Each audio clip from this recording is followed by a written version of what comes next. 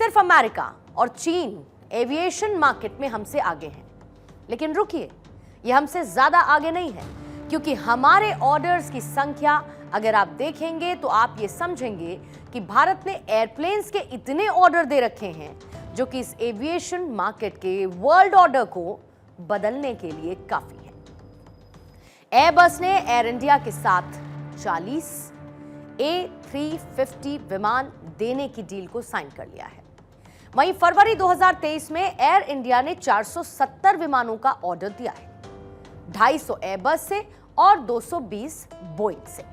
ये वही एयरबस है जिसे लगभग 50 साल पहले एयर इंडिया को जिसने पहला A300 ट्विन आइजल विमान दिया था। वहीं इंडिगो ने भी पेरिस एयर शो के दौरान 100 एयरबस A320 का ऑर्डर की घोषणा की थी। जून 2023 में इंडिगो ने एयरबस के साथ 500 नैरो बॉडी विमान खरीदने के ऑर्डर दिए। अकासा एयर ने जनवरी 2024 में 150 बोइंग 737 मैक्स विमानों का ऑर्डर दिया है और 2030 तक भारतीय एयरलाइंस के बेड़े का आकार 1500 से 2000 तक पहुंच जाएगा। और फिलहाल आने वाले सालों में भारतीय विमानन कंपनियां 1600 से ज्यादा विमानों के ऑर्डर्स देने वाली हैं। और इसी खरीदारी के बीच जरा आप डिमांड पर भी गौर करिएगा।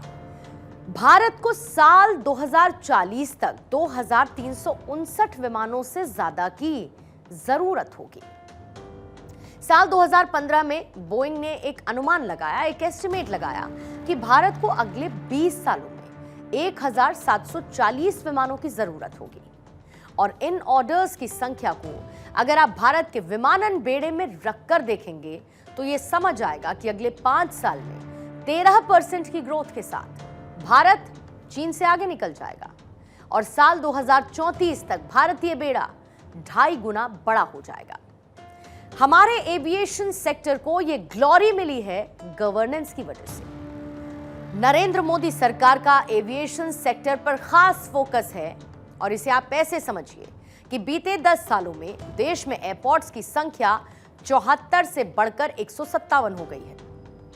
यानी कि आजादी के 76 साल में 74 एयरपोर्ट्स और मोदी सरकार के सिर्फ 10 साल के कार्यकाल में 83 नए एयरपोर्ट्स बने हैं।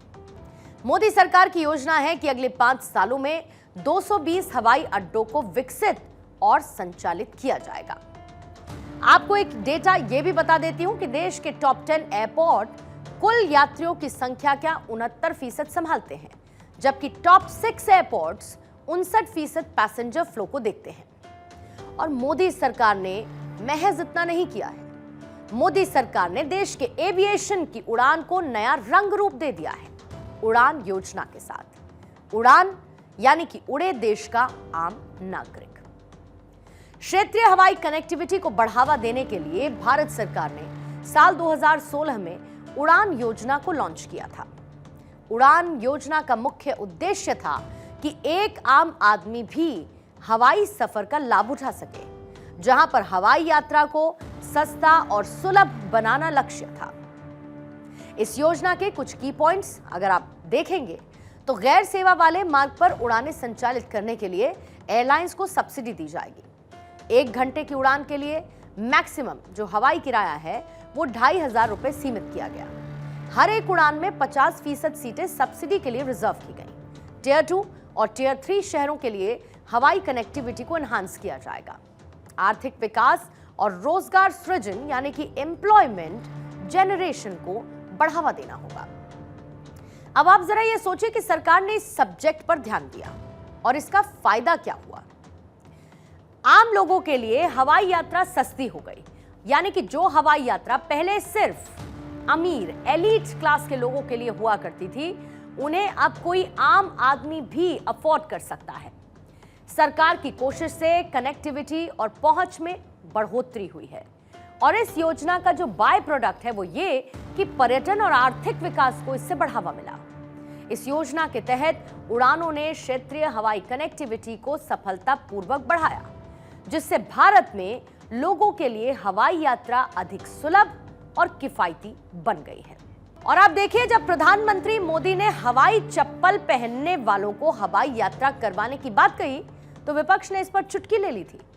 और उन्हें इस बात का अंदाजा ही नहीं था कि पीएम कोई भी बात सार्वजनिक रूप से बोलने से पहले उसके पूरा होने की गारंटी तय कर लेते हैं। साल 2024 के भारत में न केवल हवाई अड्डों की संख्या में रिकॉर्ड बढ़ोतरी हुई, बल्कि देश में डोमेस्टिक एयर ट्रैवलर्स की संख्या भी दिसंबर 2023 में लगभग 14 करोड़ के आंकड़े को छू गई है। मेरा तो सपना है कि हवाई जहाज पे कौन लोग बैठने चाहिए। ये जो एक बना हुआ है ना, बड़े बाबू, बड़े बड़े लोग, धनी लोग, ये दुनिया उन्हीं के लिए है।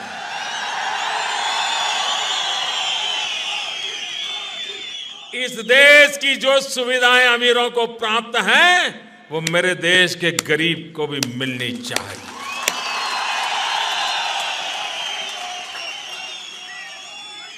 जो सामान्य व्यक्ति हवाई चप्पल पहन करके घूमता है, वो मुझे हवाई जहाज में दिखना चाहिए। ये मेरा सपना है।